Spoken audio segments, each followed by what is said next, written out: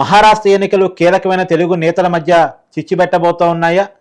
గురు శిష్యులో సహచర్యలో వాళ్ళ మధ్య బంధాన్ని తెంపబోతున్నాయా?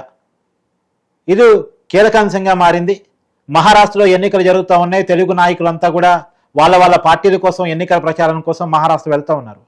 అదే క్రమంలో తెలంగాణ ముఖ్యమంత్రిగా ఉన్న కాంగ్రెస్ నాయకుడు సీఎం రేవంత్ రెడ్డి కాంగ్రెస్ కూటమి తరపున ప్రచారం కోసం మహారాష్ట్ర 2 రోజుల పాటు వెళ్తూ ఉన్నారు.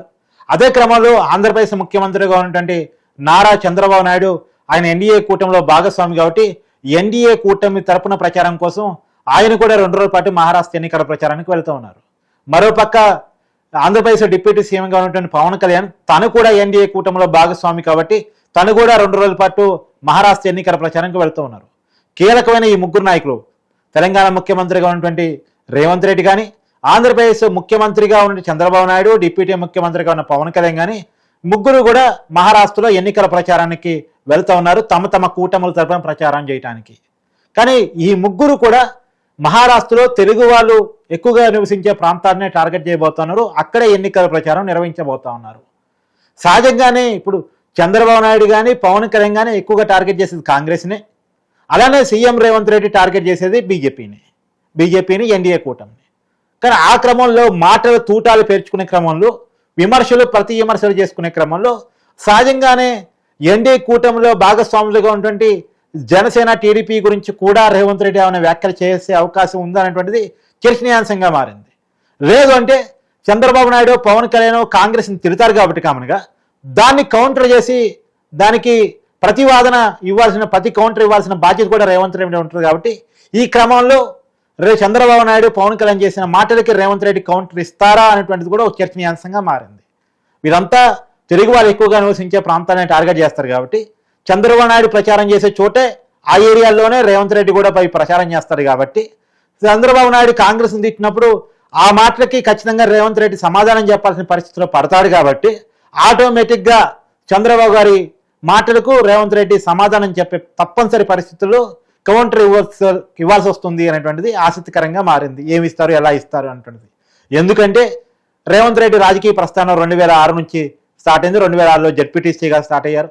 2007లో టీడీపీలో ఎమ్మెల్సీ, 2009లో టీడీపీ ఎమ్మెల్యే, 2014లో టీడీపీ ఎమ్మెల్యేగానే మళ్ళా అసెంబ్లీకి వచ్చారు.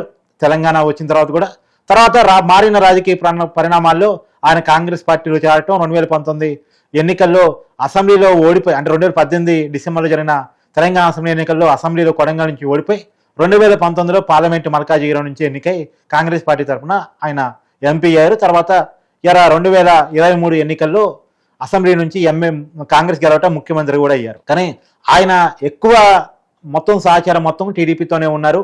చంద్రబాబు నాయుడికి బాగా దగ్గరగా ఉన్నవైతే టీడీపీలో ఉన్నప్పుడు చంద్రబాబు నాయుడు ఆయన్ని ఎదగడానికి కారణం అయ్యాడన్న విషయాన్ని సీఎం రేవంత్ రెడ్డి చాలాసార్లు చెప్పున్నారు గతంలో కూడా.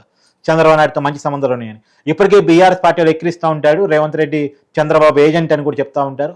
కానీ ఎప్పుడూ ఈ రోజు వరకు సీఎం రేవంత్ రెడ్డి చంద్రబాబుని ఒక్క మాట కూడా అన్న పాపాన్ని పోలేదు.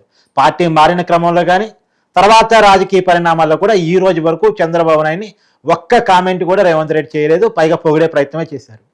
కానీ ఇప్పుడు 2 వేరు పక్షాల తరపున ఒకే చోట ఎన్నికల ప్రచారం అయినప్పుడు ఒకళ్ళ మాటలు ఒకళ్ళ సమాధానం చెప్పాల్సి వచ్చినప్పుడు ఖచ్చితంగా చంద్రబాబు నాయుడు కాంగ్రెస్ని టార్గెట్ చేసి విమర్శిస్తాడు, పవన్ కళ్యాణ్ కాంగ్రెస్ని టార్గెట్ విమర్శిస్తాడు.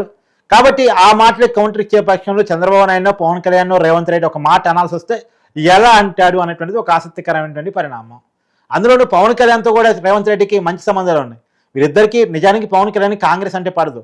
కాంగ్రెస్కి వ్యతిరేకంగానే తన పార్టీ పెట్టాడు. తన సొంత అన్న చిరంజీవి తను పెట్టిన ప్రజారాజ్యం పార్టీని కాంగ్రెస్ను విలీనం చేయడం నచ్చక సొంతంగా రాజకీయ పార్టీ ఏర్పాటు చేసుకున్న వ్యక్తి పవన్ కళ్యాణ్. 2014లో తన ఎన్నికల్లో పోటీ చేయకుండా కాంగ్రెస్ నుంచి వచ్చినటువంటి పెద్ద కాంగ్రెస్గా చెప్పబడేటువంటి వైసీపీ గెలవకూడదని చెప్పేసి ఆ రోజు దేశంలో ఎన్డీఏ కూటమికి, రాష్ట్రంలో టీడీపీకి మద్దతు ఇచ్చాడు. ఆ రోజు 2014లో రాష్ట్రంలో ఆంధ్రప్రదేశ్లో దేశంలో ఎన్డీఏ కూటమి వచ్చాయి. తర్వాత సరే వీళ్ళ నుంచి విడిపోయాడు, మళ్ళా కలిశాడు. 2024 ఎలక్షన్స్లో ఇప్పుడు ఎన్డీఏ కూటమిలో కీలక భాగస్వామిగా పవన్ కళ్యాణ్ ఉన్నారు.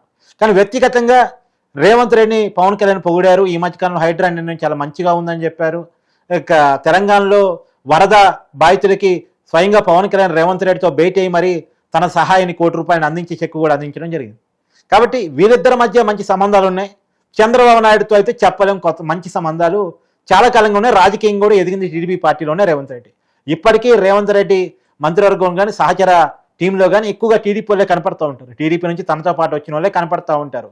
అందుకే చంద్రబాబు టీం అని చెప్పేసి రేవంత్ రెడ్డి ఎక్కిరిస్తూ ఉంటారు. కాబట్టి అట్లాంటి పరిస్థితుల్లో ఇప్పుడు రేవంత్ రెడ్డి చంద్రబాబు నాయుడికి పవన్ కళ్యాణ్కి ఎలాంటి కౌంటర్ చేయబోతున్నారు, మహారాష్ట్ర ఎన్నికలు వీళ్ళ మధ్య చిచ్చు పెట్టబోతున్నాయా అనేటువంటిది ఆసక్తికరంగా మారింది. చూద్దాం మరి ఏం జరగబోతుంది.